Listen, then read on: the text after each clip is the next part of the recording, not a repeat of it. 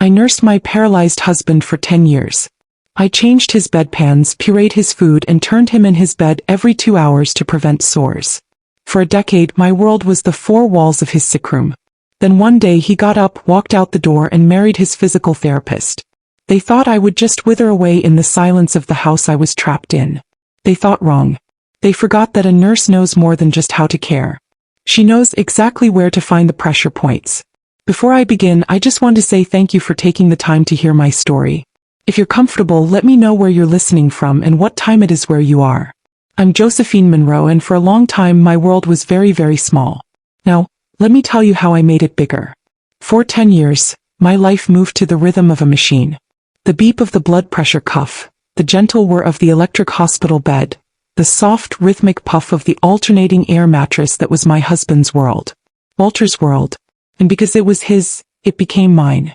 Our home in the historic district of Savannah, Georgia, a beautiful old Victorian with sweeping porches and a garden I once loved, had shrunk to the size of a single downstairs bedroom, the one we had once shared.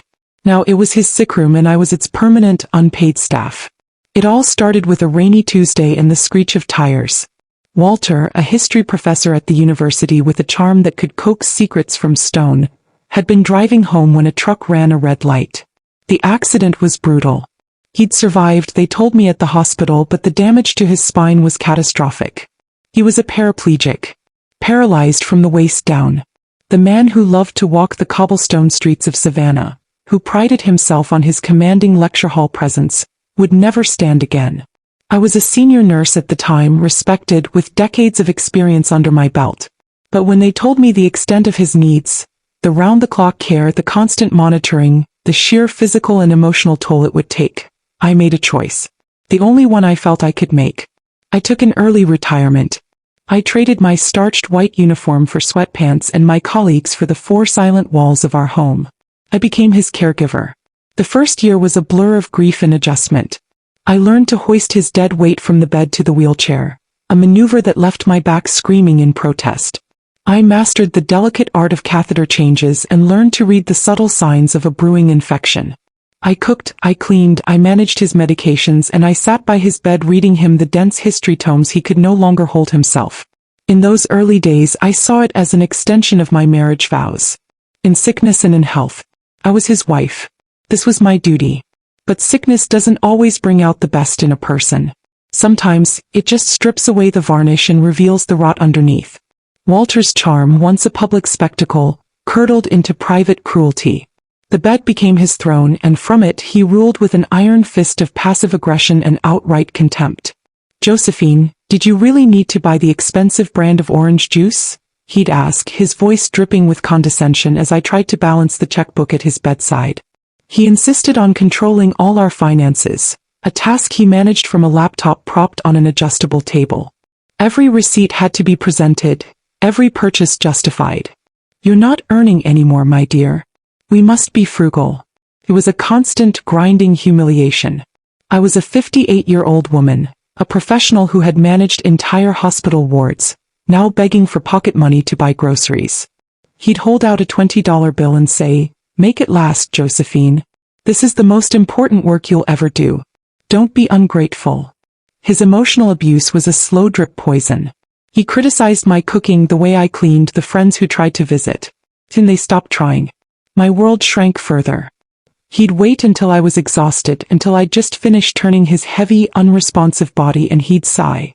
"You're not as strong as you used to be, are you? I suppose we all get old." He'd say it with a look of pity that was more painful than any slap. He loved to remind me of the life I'd given up. "That new wing at the hospital, you would have run that, you know, if it weren't for this." He'd gesture vaguely at his legs, hidden beneath a perfectly tucked sheet. He made my sacrifice feel like a failure, a constant reminder that my life was now defined by his brokenness. For 10 years this was my reality. 3,650 days of it. I woke up when the alarm on his medication schedule went off and went to sleep only after his last nightly turn. My own aches and pains, the arthritis in my hands, the weariness in my soul, they were all secondary. Non-existent. There was no room for my own decline. The only flicker of outside help came in the form of Dr. Cassandra Fields.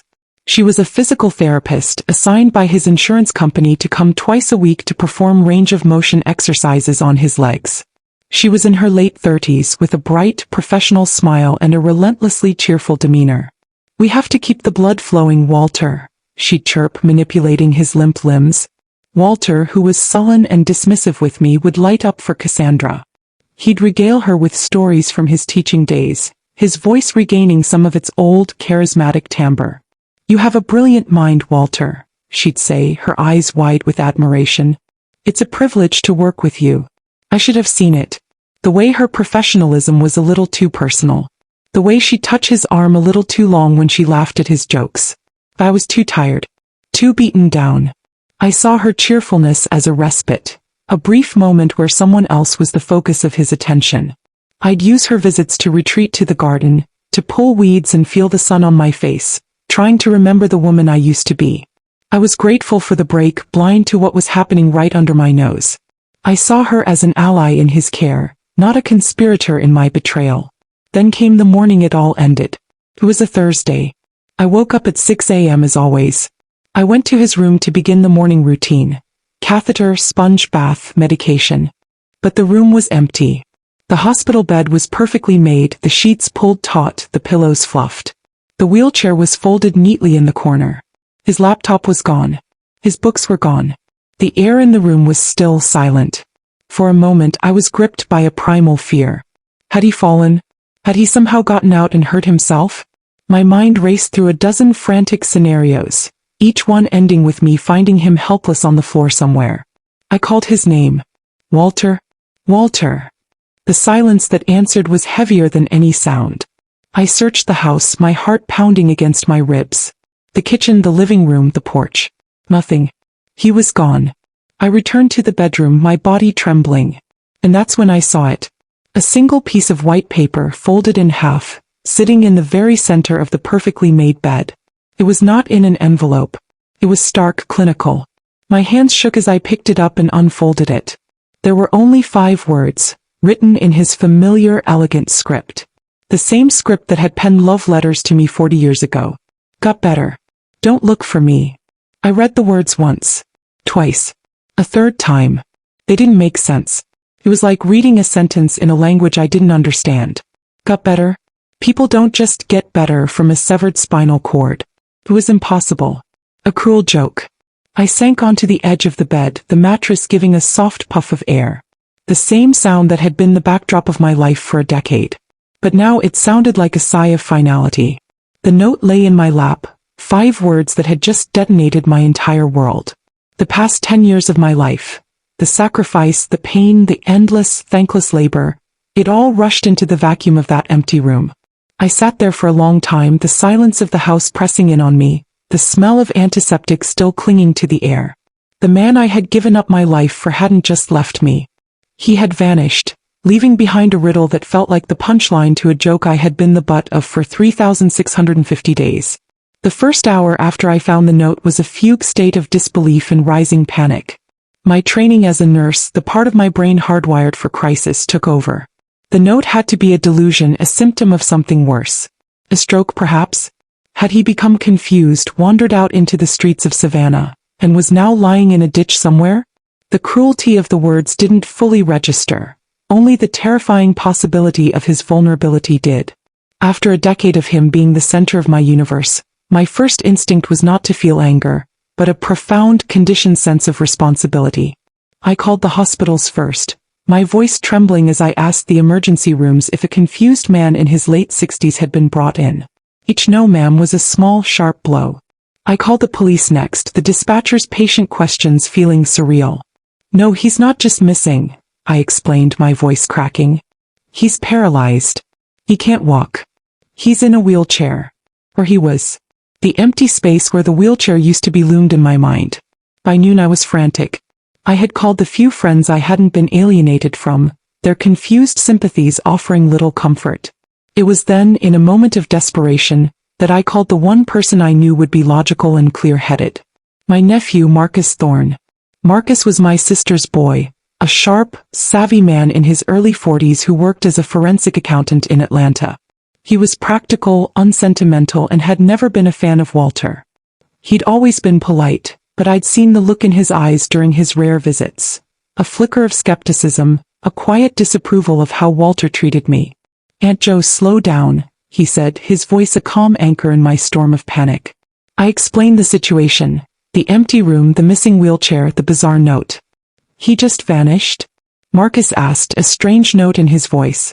Not surprise, but something else. Confirmation. "And he took his laptop?" "Yes, and some of his books," I said. "Marcus, I'm so worried." "Aunt Jo," he said slowly, "I want you to sit down and take a deep breath. I'm going to make a few calls. Don't do anything else. Just wait. I'll call you back in an hour." I did as he said, sinking into an armchair in the living room, a room I hadn't truly sat in for years. It felt foreign, a museum of a life I used to live. The silence was unnerving. For 10 years, there had always been a sound from the sickroom. A cough, a rustle of sheets, the low murmur of the television. Now the house was utterly still, and in that stillness, a new feeling began to sprout through the cracks of my fear. A cold, unsettling suspicion. The neatness of the room. The deliberate cruelty of the note. It didn't feel like the work of a confused mind. It felt like an escape. An hour later, Marcus called back. His voice had changed. The calm was gone, replaced by a tightly controlled fury. "Aunt Jo," he began, his tone flat. "Are you sitting down?" "Yes, Marcus, what is it?" "I didn't find a hospital record. I found a public record. From 3 days ago. Down in Key West, Florida." He paused, and I could hear him take a sharp breath. "It's a marriage license." The words hung in the air, meaningless. A marriage license? For who? "Walter Monroe," Marcus said, his voice like ice. "And Cassandra Fields. Dr. Cassandra Fields. The cheerful physical therapist." The name hit me, but my mind couldn't connect the pieces. It was impossible. Walter was an invalid. He was my husband. "Marcus, that's a mistake," I stammered. "That can't be right."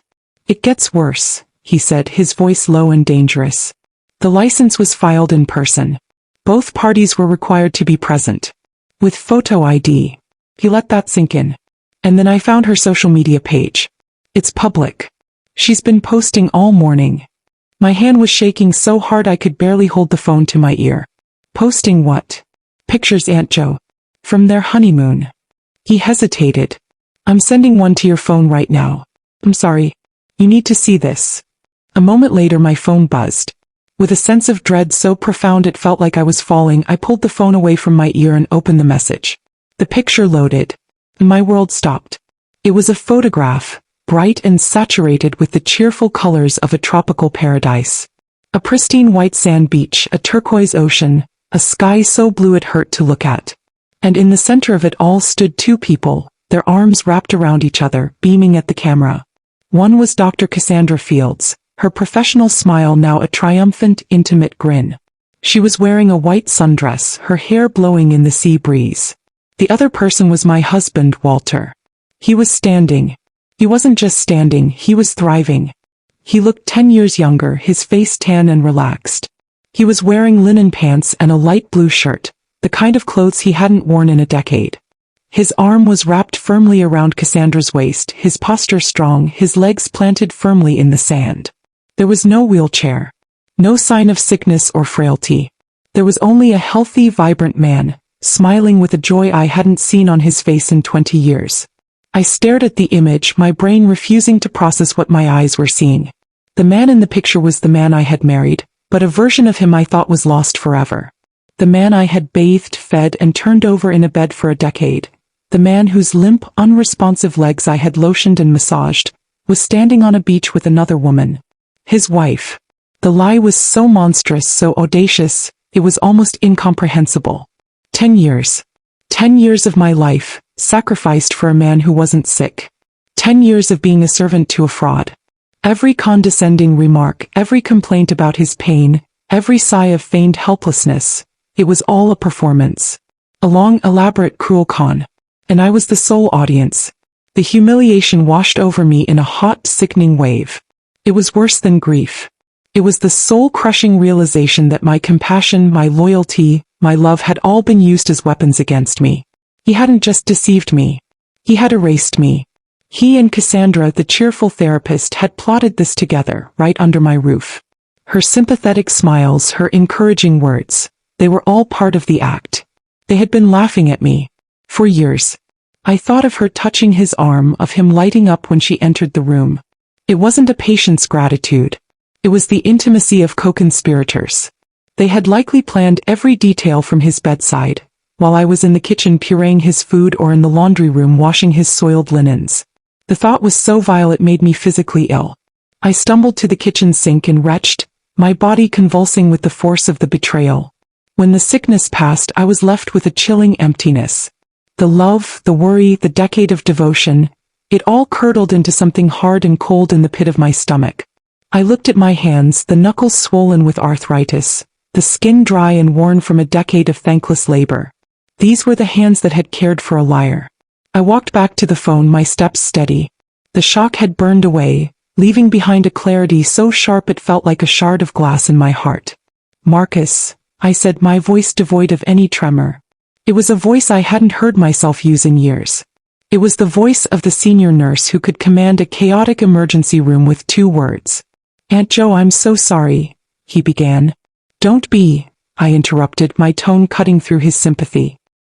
"He made a mistake." "He made a lot of mistakes," Marcus said bitterly.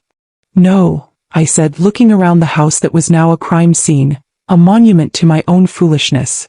"He made one. A big one. He thought I was weak. He thought after 10 years of this I'd have nothing left. He's about to find out just how wrong he is." The woman who had cried over a sick husband was gone. In her place stood a woman who had just been handed a declaration of war. And I had spent my entire life learning how to fight battles in the quiet, sterile rooms where life and death were decided. This was just another one. The hours after the revelation were a crucible. The grief of a betrayed wife and the fury of a conned woman burned within me, and what emerged from the flames was not ash but steel. The Josephine who fretted over grocery receipts and flinched at her husband's sharp tone was gone, incinerated by the bright, cruel light of that Key West photograph. In her place was a woman with a singular, chilling focus. The part of me that was a nurse, the part that was methodical, analytical, and understood pressure points, took command. I didn't cry. I didn't scream or throw things. I walked through the house, my house, and began to see it not as a home but as a case file. Every object was evidence. The hospital bed, a prop. The wheelchair, a stage dressing. The medical supplies in the closet, the tools of a decade-long fraud. The sheer audacity of it was breathtaking, but I refused to be breathless. I needed all my air. By evening, Marcus was at my door. He had driven the 4 hours from Atlanta without a second thought, his face a grim mask of protective anger. He wrapped me in a hug, and for a moment I let myself lean on him, the first time I had allowed myself to show any vulnerability since the discovery. "I'm so sorry, Aunt Jo," he whispered into my hair. I pulled back, my eyes dry. "We don't have time for sorry, Marcus. We have time for strategy." He looked at me, a flicker of surprise in his eyes, quickly replaced by a fierce pride. He nodded, and the air between us crackled with a new energy. We were no longer aunt and grieving nephew. We were allies. A war council of 2. We sat at the kitchen table, the same table where I had once meticulously counted out Walter's pills. Now it was our command center. I made a pot of strong black coffee and Marcus opened his laptop. The screen cast a cool blue light on his determined face. "Okay," he began, his fingers flying across the keyboard. "Let's start with what we know. He played you for a decade. He conspired with his therapist. They're in Florida living it up on your money." "Our money," I corrected him, my voice sharp. Marcus looked up and a slow, dangerous smile spread across his face. "Exactly. That's his critical mistake. That's the kill shot." He explained it to me in the clear, precise language of a forensic accountant. In all his arrogant planning, in all his meticulous stage managing of his illness, Walter had overlooked the most crucial detail. He had never legally separated our finances. He had controlled them, yes. He had lorded his power over me, doled out cash like a king bestowing favors upon a peasant. But he had never actually untangled his assets from mine. "The house is in a joint trust," Marcus explained, pulling up the property records for Chatham County. "His university pension, a substantial one, deposits directly into a joint checking account. All of his investments, the stocks, the mutual funds, they're all in a joint brokerage account. He paused, leaning back in his chair. He built a beautiful, elaborate cage for you, Aunt Jo. But in his haste to fly out of it, he forgot he gave you the only key. For 10 years, Walter had made me feel penniless and dependent. The irony was so bitter, so potent, it was almost sweet. He had left me, but he had left his entire financial life in my hands. He's been siphoning money, of course, Marcus continued, pointing to a series of large withdrawals from their savings over the past few months. Transfers to a new account under his name only. Probably for the condo down payment, the wedding, the honeymoon. He was funding his new life with your shared life savings. But he didn't take it all. He couldn't, not without raising red flags at the bank. He got greedy, but he also got sloppy. A cold, clean rage filled me. It was the rage of 1,000 humiliations, 1,000 moments of being made to feel small and worthless. But it was a focused rage. A productive rage. What do we do? I asked, my voice steady. Marcus's eyes gleamed in the laptop light. We cut off the oxygen. Right now. Tonight. He laid out the plan. It was simple. It was brutal. And it was beautiful. There were 2 calls to make. The first was to the 24-hour fraud department of our bank. Marcus coached me, telling me exactly what to say. I dialed the number, my hand as steady as if I were inserting in 4-line. When the operator answered, I spoke with the calm authority of a woman who was not to be questioned. My name is Josephine Monroe, I said. My husband, Walter Monroe, has abandoned our home, and I have reason to believe he has been the victim of a significant financial fraud, possibly involving coercion. I need an immediate freeze placed on all of our joint accounts, checking, savings, and brokerage. Account numbers are as follows. I recited the numbers from memory. For a decade they had been a source of anxiety. Now they were my weapons. The operator, sensing the urgency and gravity in my tone, didn't argue. She asked a few security questions which I answered crisply. Within 10 minutes it was done. Every dollar Walter thought he had access to was now locked behind a wall of ice. He was financially stranded. I hung up the phone and took a deep breath. The first strike had been launched. Good, Marcus said, nodding in approval. Now for the second one. This one is for Dr. Fields. This one was more personal. This was for the woman who smiled in my face while plotting to destroy my life. This was for the cloying, false sympathy and the treacherous touch. Marcus pulled up the website for the Georgia State Board of Physical Therapy. He found the page for filing a formal complaint. They take this stuff very, very seriously, Aunt Jo, he said. An inappropriate relationship with a patient is a career ender. A conspiracy to commit fraud using her position as a medical professional? That's a whole other level of trouble. You write it. Tell them everything. I turned to my own laptop, my fingers poised over the keys. And I wrote. I wrote with the precision of a nurse charting a patient's decline. I detailed the 10 years of Walter's paralysis. I described Dr. Cassandra Fields' role as his therapist. I explained our shared finances and his complete dependence on me. I laid out the timeline of their affair, conducted under the guise of medical treatment right in my own home. I attached a copy of the marriage license from Florida. And for the final devastating blow, I attached the picture. The one of Walter, strong and healthy, standing on that Key West beach, his arm wrapped around the woman who was supposed to be his healer, not his co-conspirator. My statement was not emotional. It was a clinical, factual, and utterly damning account of a decade-long deception. It was a portrait of profound ethical and professional malpractice. I detailed how she had abused her position of trust, not only with her patient but with his vulnerable, caregiving spouse. I hit send. The email disappeared into the digital ether, a silent, deadly missile heading straight for Cassandra's career. When it was done, I closed the laptop. The kitchen was quiet. Marcus looked at me, his expression a mixture of awe and concern. "How are you feeling?" he asked gently. I considered the question. I thought of Walter and Cassandra, likely sipping champagne on a balcony overlooking the ocean, completely oblivious to the financial and professional ruin that was hurtling toward them. I felt a grim satisfaction, a sense of power I hadn't felt in a decade. I had been a victim. Now I was a threat. I feel, I said, looking my nephew in the eye, like I just got my life back. The war had begun, and they would never see it coming. The first sign that our missiles had hit their targets came 2 days later. It was a Saturday afternoon. I was in my garden for the first time in years, not just pulling weeds but truly tending to it. I was pruning the old, overgrown rose bushes, my hands covered in dirt, feeling the satisfying ache in my muscles. It was honest work, real work, and it felt like a baptism. I was washing away the sterile, antiseptic scent of the sickroom. Inside, Marcus was at the kitchen table, a permanent fixture now, monitoring the financial accounts and digging deeper into Walter's digital life. He was a bloodhound on ascent, and he was enjoying his work immensely. My phone rang. It was an unknown number with a 305 area code. Miami. My heart gave a little flutter, a nervous thrill. I wiped my hands on my jeans, took a deep breath, and answered, putting it on speaker for Marcus to hear. Josephine. The voice was unmistakable. It was Walter. But it wasn't the calm, condescending tone he used with me. It was a high-pitched, panicked screech. "What have you done?" he shrieked, his voice thin and reedy with fury. "What the hell have you done?" I said nothing. I let the silence stretch, imagining him on the other end, his face red, his new bride looking on in confusion.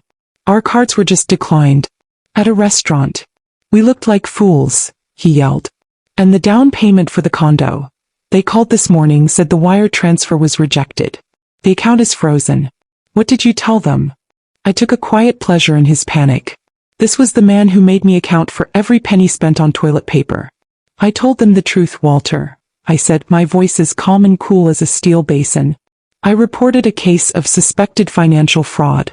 It seems they're taking it very seriously. Fraud, he sputtered. It's my money. Is it? I asked, my voice soft. As I recall, for the past 10 years, you haven't earned a dime. You've been living off your pension and our joint investments. Investments I contributed to for 30 years while I was working. Money you told me we had to be frugal with. There was a choked silence on the other end. I could hear Cassandra's voice in the background, a frantic whisper. What's going on, Walter? What did she do? He ignored her. You undo this, Josephine. Right now. You call the bank and you tell them you made a mistake. This is humiliating. Is it? I asked again, savoring the word.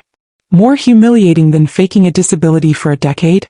More humiliating than having your wife, the woman who bathed you and emptied your bedpans, find out you've run off with your physical therapist through a Facebook post? I don't think so. You vindictive bitch, he hissed. You have no idea, I said, and I hung up. I looked at Marcus. He was grinning from ear to ear. Phase 1 complete, he said. They're officially stranded in paradise. The second shoe dropped on Monday. Marcus, through a friend of a friend who worked in state administration, got word before Cassandra even did. The Georgia State Board of Physical Therapy had held an emergency meeting. Presented with my detailed complaint, the marriage license, and the photographic evidence, they had voted unanimously to immediately suspend Dr. Cassandra Field's license to practice, pending a full investigation. The official notification would have gone out to her by certified mail and email that morning. Her career, for all intents and purposes, was over. The title she had worked for, the professional standing she had used to gain access to my home and my husband, had been stripped from her. Their dream life, built on a foundation of lies and my life savings, was imploding with spectacular speed. The Florida condo was a lost cause.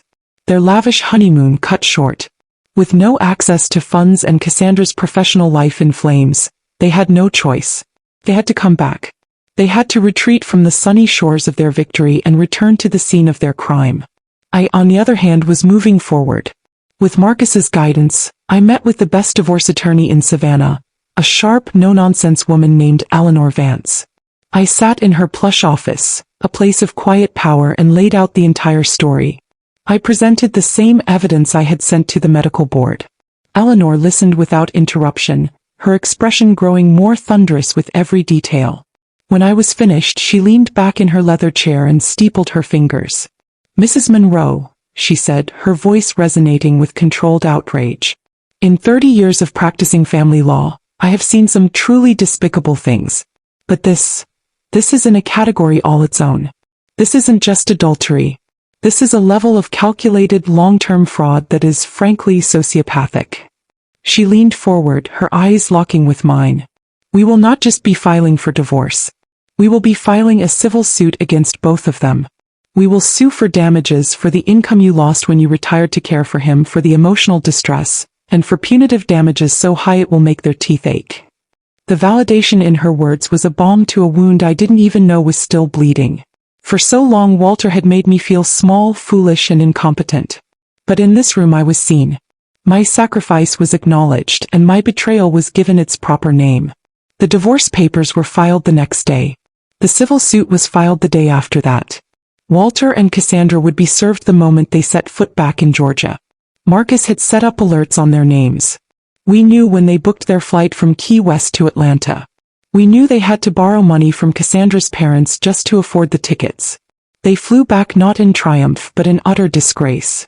While they were in the air I was making moves. Eleanor, on my behalf, filed an emergency motion with the court. Given the extraordinary circumstances of fraud and abandonment, she requested that I be granted exclusive use of the marital home and that Walter be legally barred from entering the property. The judge, after a brief review of the initial evidence, signed the order immediately. When Walter and Cassandra landed in Georgia, they were no longer a happy couple embarking on a new life. They were a pair of broke, disgraced co-defendants in two separate legal actions, with a third one pending from the medical board. The beautiful house in Savannah that Walter likely planned to sell from under me was no longer his to enter. He was, for all intents and purposes, homeless. I sat at my kitchen table sipping a cup of tea, the house quiet around me.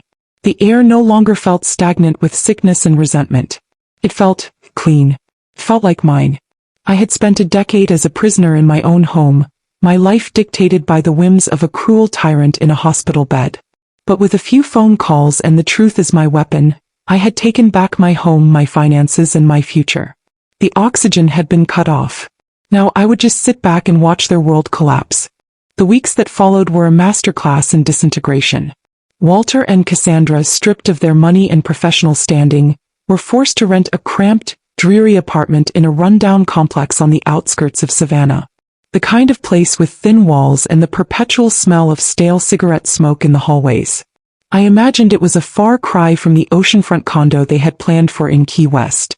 Their grand conspiracy, which must have seemed so clever and foolproof when plotted from the comfort of my home, was proving to be a spectacular failure in the harsh light of reality. The pressure, financial and legal, began to work on them like a corrosive acid, eating away at the bonds of their illicit romance. Their alliance, forged in deception, was not built to withstand this kind of siege. Marcus, who had taken an almost gleeful pleasure in monitoring their downfall through legal channels and public records, kept me updated.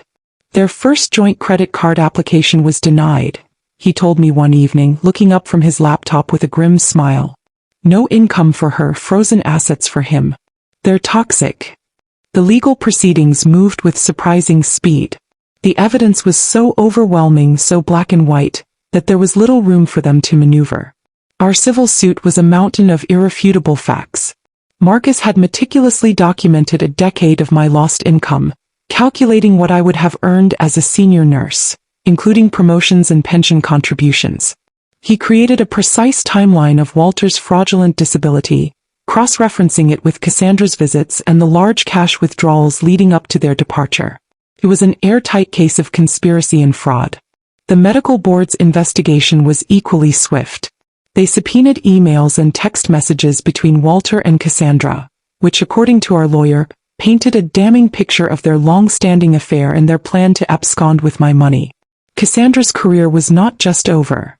It was annihilated. She would never work in any licensed healthcare capacity again. Their desperation began to show.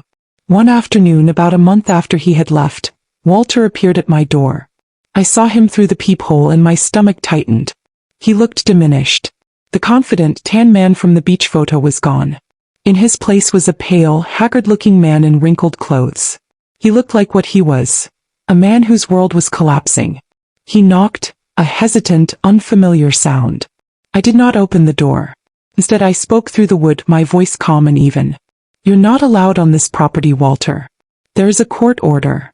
"Josephine, please," he begged, his voice muffled. "We need to talk. This has all been a terrible misunderstanding." A bitter laugh escaped my lips. "A misunderstanding? You pretended to be paralyzed for 10 years. The only misunderstanding was that you thought I was a fool who would just accept it. It wasn't like that, he insisted, his voice rising with a familiar, manipulative whine. I was in pain. Real pain. The doctors couldn't find a cause. I was depressed. Cassandra. She was the only one who understood. She healed me, Josephine. With her therapy, her belief in me, I started to get better. I was going to tell you. The lies were so pathetic, so desperate, I almost felt a flicker of pity. Almost. But then I remembered the note. Got better. Don't look for me. I remembered the years of his cruelty, his contempt. You weren't going to tell me anything, I said, my voice like ice. You were going to leave me with an empty house and an empty bank account. You are a liar and a thief, Walter. And you conspired with that woman to ruin my life. She's not a bad person, he cried, a note of genuine desperation in his voice. She's losing everything because of you. She's losing everything because of her own choices, I countered. She took an oath to do no harm. Then she came into my home and harmed me in the most profound way imaginable. Now you both get to live with the consequences. I could hear him slump against the door. What do you want, Josephine? Revenge? Do you want to see me destitute? I thought for a moment, looking around at the living room that was finally mine again. The air was fresh, the sunlight streamed through the clean windows. I thought of the peace I was beginning to feel, the quiet mornings with my coffee and the newspaper, the simple joy of not having to listen for a bell or a demanding voice from the other room. I don't want anything from you, Walter, I said, and it was the truest thing I had ever said. I just want you to be gone. I paused, then added one final thing. You wanted to stand on your own 2 feet so badly. Well, now's your chance. I suggest you start walking. I turned away from the door and walked back to my kitchen, leaving him to his defeat on my porch. He eventually left. That was the last time I ever spoke to him. The divorce court hearing was a formality. Walter and Cassandra were there, sitting beside their beleaguered court-appointed lawyer. They looked like strangers, a wide gap between them on the bench. They wouldn't even look at each other. Cassandra was pale and tear-streaked.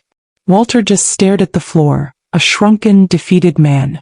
The judge, a stern-faced woman who had clearly read every word of our filings, was openly appalled. She looked from the evidence to Walter and back again, her disgust palpable. Mr. Monroe, she said, her voice dripping with contempt, what you have done to this woman is one of the most egregious acts of cruelty and deception I have ever seen in my courtroom. The final judgment was swift and brutal. I was awarded the house free and clear. I was awarded 75% of all our liquid assets and investments. And in the most crushing blow of all for Walter, the judge ordered that 60% of his university pension, his pride, his only remaining source of income, be permanently redirected to me as a form of lifelong alimony and restitution. The civil suit settled out of court. Cassandra, facing complete financial ruin, agreed to sign over the entirety of her retirement savings to me to avoid further legal action. It wasn't much, but it was everything she had. I walked out of the courthouse into the bright Savannah sunshine, with Eleanor on one side and Marcus on the other. I didn't look back. There was nothing left to see. I hadn't just won. I had taken back the decade they had stolen from me with interest. They had left me for dead, but I had risen and I had left them buried under the weight of their own lies. The reckoning was complete. In the end, their grand romantic escape concluded not with a bang, but with a pathetic whimpering fade into obscurity. The formidable team of Walter and Cassandra, the master manipulator and his devoted healer, was no match for the simple crushing weight of consequence. Their alliance, built on the thrill of deception, shattered the moment the real world pushed back. Last I heard, Walter was living in a sad little efficiency apartment across the river in South Carolina, a place known for its transient residents and weekly rates. His substantial university pension, once a source of immense pride and security, was now whittled down to a pittance after my court-ordered share was taken out. He was forced to take a part-time job as a telemarketer to make ends meet. The irony was not lost on me. The man with the brilliant, celebrated mind who once held lecture halls captive, was now cold-calling strangers, trying to sell them things they didn't want, his voice just one of 1,000 anonymous drones in a noisy call center. Cassandra fared no better. Professionally disgraced and financially bankrupt, she moved back to her parents' home in Middle Georgia, A 38-year-old woman stripped of her career, her savings, and her dignity. The triumphant, smiling woman on the Key West beach was gone, replaced by a cautionary tale whispered among her former colleagues. As for me, the first thing I did was sell the house. That beautiful old Victorian in Savannah had become a monument to my pain. It was a place of ghosts. The ghost of my former marriage, the ghost of my stolen decade, the ghost of the woman I had been forced to become within its walls. I hired an agent and we listed it. I took only a few personal items. My mother's china, some photo albums from before the accident, my collection of books. The rest of it, including the hospital bed that had been the centerpiece of my life for so long, I had hauled away as junk. I wanted no trace of that life to follow me into my new one. The house sold quickly to a young family whose laughter I could already imagine filling the halls. As I signed the final papers, I felt a profound sense of release, as if I were shedding a heavy, suffocating skin. With the proceeds from the sale and the substantial settlement from the divorce, I was financially secure for the first time in my life on my own terms. But I knew I couldn't stay in Savannah. The city held too many memories, too many sympathetic, pitying looks from people who knew my story. I needed a true clean slate. I found it a few hours up the coast in Charleston, South Carolina. I bought a small, elegant condo in a quiet neighborhood, with a wide balcony overlooking a marsh teeming with life. The air smelled of salt and jasmine, not antiseptic and despair. Here no one knew me as Josephine Monroe, the wronged wife. I was just Ms. Monroe, the quiet woman in 3B who had a green thumb and a kind smile. The first few months were about healing. I slept late. I took long walks along the Battery, feeling the sea breeze on my face. I reconnected with the simple pleasures I had been denied for so long. Reading a novel in a single sitting, trying a new recipe just for the fun of it, sitting on my balcony for an hour, doing nothing at all but watching the egrets land in the marsh. I was reclaiming not just my life but my time, my thoughts, my very self. But as the peace settled in, I realized it wasn't enough to just be healed. The pain I had endured, the decade that had been stolen from me, had to mean something more than just a dramatic story with a satisfying ending. It had to be transformed. I thought about the sacrifice I had made, a sacrifice I had entered into with love and commitment, only to have it twisted into a weapon against me.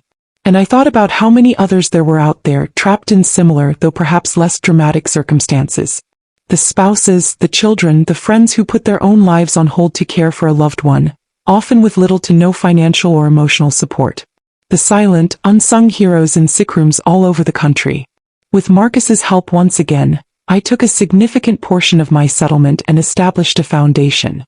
It wasn't a grand, headline-grabbing organization. It was a small, targeted fund with a simple, powerful mission. We called it the Monroe Grant for Caregivers. Its purpose was to provide direct financial grants to individuals who had left their jobs or significantly reduced their income to become full-time caregivers for a family member.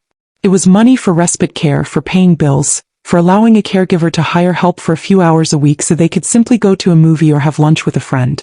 It was money to acknowledge their sacrifice and ease their burden. It was the support I never had.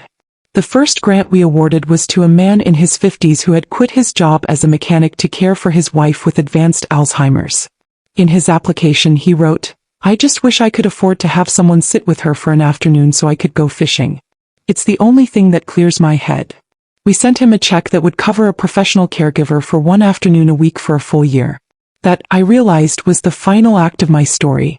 It wasn't the revenge. It wasn't the financial victory. It was this. It was taking the ugliest, most painful chapter of my life and turning it into a source of light for someone else. Walter's legacy was one of deceit and cruelty.